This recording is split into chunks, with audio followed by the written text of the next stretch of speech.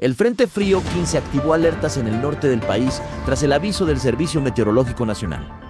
El sistema recorrerá el noroeste, norte y noreste durante los próximos 3 días con lluvias fuertes, vientos peligrosos y un marcado descenso térmico. Su avance coincide con una circulación ciclónica, una vaguada polar y las corrientes en chorro, elementos que elevan la probabilidad de fenómenos severos. El Servicio Meteorológico Nacional advierte riesgo de torbellinos o tornados, especialmente el miércoles 19 en el norte de Coahuila. También se esperan lluvias intensas en Sonora, Chihuahua, Coahuila, Nuevo León y Tamaulipas que podrían generar inundaciones, deslaves y baja visibilidad en carreteras.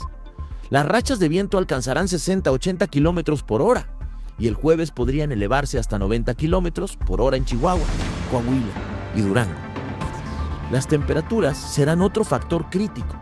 Zonas serranas de Baja California, Sonora, Chihuahua y Durango podrían descender a menos de 5 grados bajo cero, con heladas y posible caída de nieve o aguanieve.